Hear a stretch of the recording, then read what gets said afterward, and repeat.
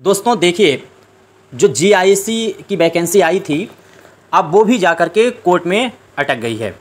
क्यों अटकी है ये आपको मालूम होना चाहिए। आप बहुत खुश थे, यूट्यूबर इतना खुश थे कि कोर्स बेचने में वो अंधाधुंध लग गए थे कि ये एग्ज़ाम नवंबर में है, एग्ज़ाम दिसंबर में है, एग्ज़ाम नवंबर में है, एग्ज़ाम दिसंबर में है। और मैं इसको पहले भी कह रहा था, और जो पर्सनल बच्चे जुड़े हैं मैं उनसे कह रहा था कि 6 महीने तक तो किसी भी कीमत पे एग्ज़ाम एलटी ग्रेड और टीजी जो क्या कहते हैं जीआईसी का जो एग्ज़ाम है, ये दोनों होने वाले नहीं हैं। क्योंकि दोनों का प्रोसेस सेम है, दोनों का सिलेबस भी लगभग सेम है, दोनों के पेपर कराने की टाइमिंग सेम है, और साथ ही साथ में जीआईसी जो एग्ज़ाम है उसमें जितने क्वेश्चन मेंस में पूछे जाएंगे बस उसी तरीक़े से असिस्टेंट प्रोफेसर की जो यूपी में वैकेंसी आई उसमें भी पूछे जाएंगे, और उसी तरह से एग्ज़ाम जो है एलटी ग्रेड में भी पूछे जाएंगे। देखिए 20-20 क्वेश्चन सभी में पूछे जाने के प्लान बनाया जा रहा है, और कितने कितने नंबर के होंगे ये भी सेटिंग पूरी सेट की जा रही है, और वैकेंसी जो है वो कोर्ट में अटकाई जा रही है। कोर्ट में मैं कह रहा हूँ कि अटक गई है ऐसा नहीं है, मैं कह रहा हूँ कोर्ट में अटकाई जाती है। कई सारे ऐसे ग्रुप होते हैं पॉलिटिकल, अपने पार्टियों के नहीं ना हो करके भी स्टूडेंट के ग्रुप होते हैं, और उनमें भी कई ऐसे स्टूडेंट होते हैं जो राजनीति या सियासत में आना चाहते हैं। वो कई बच्चों को समझाएंगे कि इस तरीके से पीआईएल या फिर जो है याचिका दाखिल कर देनी चाहिए, और उसमें सब लोग मिलकर के दायर भी कर देते हैं, और फिर वो वैकेंसी किस तरीके से कई महीने लेट हो जाती है। अब ये जीआईसी की वैकेंसी है, लेट हुई है, क्यों हुई है? ये कोर्ट में पहुंची है, और कोर्ट में पहुंचने का मतलब 6 महीना तो आप भूल ही जाइए। जब तक इसका फाइनल निर्णय नहीं आएगा तब तक एग्ज़ाम का कोई डेट नहीं आने वाली, ना कोई एग्ज़ाम होने वाला है। तैयारी करते रहिए, वो अलग बात। दूसरी चीज़ ये गई इसलिए है क्योंकि अभी तक जितने भी पीजीटी के एग्ज़ाम उत्तर प्रदेश में होते थे उन सारे एग्ज़ाम में बीएड अनिवार्य नहीं था। सिर्फ आप जिस सब्जेक्ट से एग्ज़ाम देना चाहते हैं वैकेंसी में, तो वो सब्जेक्ट में आपका एमए होना चाहिए था। अब क्या है, एमए के साथ जो है वो बीएड होना चाहिए। जो आयोग नया बना है उसने ये पहली बार किया है, और उनका कहना है कि मैं जो हूँ वो नई शिक्षा नीति के तहत बीएड को अनिवार्य कर रहा है, क्योंकि बीएड जो है वो हर राज्य ने लगभग अनिवार्य कर दिया है, पीजीटी टीजीटी या फिर प्राइमरी की जो भी वैकेंसी हैं, तो इन्होंने भी अपने उसको लागू किया है। ठीक है, अच्छी बात है, नई शिक्षा नीति के तहत बीएड आपने अनिवार्य किया।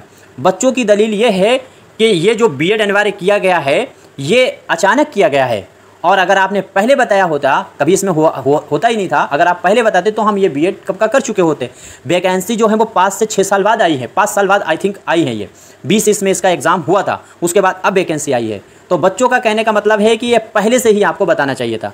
सरकार का कहने का मतलब है, सॉरी, जो आयोग है उसका कहने का मतलब है कि जो नई शिक्षा नीति है उसको हम लागू करने के लिए बीएड अनिवार्य कर रहे हैं। अब हम आयोग के इसी पॉइंट पर बात करेंगे कि अगर नई शिक्षा नीति के तहत उसके आधारशिला को बना करके आप अनिवार्य बीएड कर रहे हैं, तो फिर ये भी बता दीजिए कि नई शिक्षा नीति जो है वो वनडे एग्ज़ाम और एमसीक्यू एग्ज़ाम जो ऑब्जेक्टिव एग्ज़ाम होता है उसको प्रमोट कर रहा है।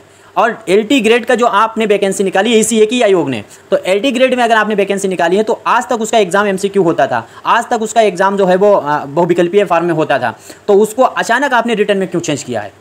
जब नई शिक्षा नीति की बात आप मान रहे हैं तो नई शिक्षा नीति दोनों बातें कह रही है कि बीएड अनिवार्य हो, ठीक है, एक चीज़ में आपने अनिवार्य कर दिया जिसमें नहीं था, तो फिर दूसरी तरफ वो इस चीज़ को भी प्रमोट करा रही है। नई शिक्षा नीति तो यूजीसी नेट जैसा एग्ज़ाम जो जिसमें असिस्टेंट प्रोफेसर बनना है बच्चे को, स्टूडेंट को, वो एग्ज़ाम भी ऑब्जेक्टिव एग्ज़ाम कराया जा रहा है, तो फिर आप रिटर्न किस बेस पे करा रहे हैं, किस आधार पर करा रहे हैं, इसका भी तो बात होनी चाहिए। एक ही आयोग है, एक ही आयोग की वैकेंसी है, दोनों अलग अलग वैकेंसी हैं, दोनों के लिए नियम अलग क्यों? अब मैं ये बताना चाहता हूँ कि ये जानबूझ करके काहे किया जाता है, क्योंकि वैकेंसियों का आना आजकल किसी भी राज्य में, जिस राज्य में वैकेंसी आए, कुछ एक आध राज्यों को छोड़कर, जैसे राजस्थान है और भी एक दो राज्य हैं उनको छोड़ दीजिए, बाकी वैकेंसी जहां भी आए तो समझ लीजिए कि अगले 6 महीना या 1 साल के अंदर वहाँ जो है हर हाल में इलेक्शन होने वाला है। इलेक्शन का मतलब वैकेंसी आएगी, इलेक्शन नहीं वैकेंसी नहीं, और वैकेंसी पूरी हो जाए या ना हो जाए इससे कोई मतलब नहीं। वैकेंसी पूरी हो, 22 का एग्ज़ाम फंसा हुआ, यूपी टीजीटी का एग्ज़ाम अभी 2025 तक एग्ज़ाम कंप्लीट नहीं हुआ। अब इसके बाद में जीआईसी का एग्ज़ाम जो है ये जैसे जिस पैटर्न पे होता था वैसे ही पैटर्न है, लेकिन एलटी ग्रेड का पैटर्न देखिए, वैकेंसी बहुत है तो बच्चे कहते हैं पगलाए घूम रहे हैं, ऐसा लग रहा है जैसे नौकरी मिल ही गई है। मैं पहले से कह रहा कि आप अपना ओनली सब्जेक्ट मजबूत कीजिए, और टीजीटी का एग्ज़ाम पहले होगा क्योंकि ये दोनों वैकेंसी कोर्ट में जा चुकी हैं, और यूपी में इससे पहले भी जो वैकेंसी पूरी हुई वो कोर्ट के आदेश पर टीजीटी की पूरी कराई गई थी। एलटी ग्रेड के एग्ज़ाम को रख लीजिए, तो वो वाला भी एग्ज़ाम देखिए, पहले उसमें प्री होगा, उसका रिजल्ट 3-4 महीने नहीं आएगा। जैसे असिस्टेंट प्रोफेसर का एग्ज़ाम 17-16 अप्रैल को हुआ और एक रिजल्ट आया है सितंबर में, तो 4 महीने आई थिंक लगाए गए रिजल्ट आने में। जो वनडे एग्ज़ाम था 100 क्वेश्चन थे, 2 घंटे का एग्ज़ाम था, उसमें आपको 4 महीने तक रिजल्ट का इंतज़ार करना पड़ा। अब देखिए एलटी ग्रेड का दोनों में आपस में जो है वो एक दूसरे की तुलना करके देख सकते हैं। तो एलटी ग्रेड के एग्ज़ाम पहले प्री होगा, फिर 4 महीने तक उसका रिजल्ट नहीं आएगा, 4 महीने बाद कम से कम रिजल्ट आएगा या 3 महीने बाद, फिर उसके बाद में मेंस जो होगा उसके लिए उम्मीद करते हैं कि वो जो फाइनल में जाएंगे उनसे फॉर्म भरवाया जाएगा 1 महीने तक, फिर उसके 1 या 1.5 महीने बाद उसकी कम से कम जो है आपको डेट दी जाएगी, फिर उससे भी कम से कम 1-1.5 महीने बाद डेट दी जाएगी फाइनल की, और फिर उसके बाद 1 महीने तक कम से कम एग्जाम टारामटारी के हिसाब से चलेगा। हो सकता है सब्जेक्ट वाइज कराया जाए क्योंकि बच्चे बैठेंगे और रिटन पेपर होने वाला है।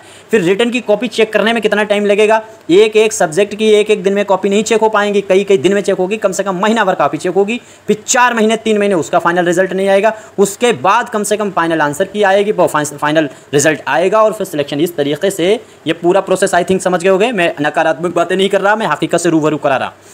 कम से कम 1 साल पूरा लगाया जाएगा, 1 से 1.5 साल, क्योंकि उत्तर प्रदेश में चुनाव जो है वो 2027 में है, 26 में पूरा ऐसे ही प्रोसेस चलेगा। तो आप पगलाइए मत, वैकेंसी दोनों कोर्ट में पहुंच चुकी हैं। आप जिस एग्ज़ाम की तैयारी जो सामने आपके एग्ज़ाम है उसमें लगे रहिए, उसी के हिसाब से चलिए। कोर्ट में जो एलटी ग्रेड की वैकेंसी गई है उसको पहुंचाने का काम किसने किया है? उन बच्चों ने जिनकी एज जो है वो 40 साल से ऊपर हो गई। इसमें 40 साल की एज दी गई है। उन्होंने कहा कि कई सालों से वैकेंसी नहीं आई है, हम ओवर एज हो गए हैं, 45 साल की एज हमको मिलनी चाहिए, 50 साल की हमको मिलना चाहिए। अब इस तरीके से उनका अपना मुद्दा है। मैं तो ये कहता हूँ कि ठीक है आपको मिलना चाहिए, लेकिन ऐसे तो फिर ये भी होगा ना कि एलटी ग्रेड के बाद में जितने भी एग्ज़ाम होंगे वो सभी कहेंगे कि असिस्टेंट प्रोफेसर की वैकेंसी आई, कल वो भी कोर्ट में पहुंच जाएंगे कि असिस्टेंट प्रोफेसर की जो वैकेंसी आई है वो 5 साल के बाद आई है। 20 में वो भी आई थी, 20 में ही आई थी आई थिंक, उसके बाद वो भी वैकेंसी नहीं आई है।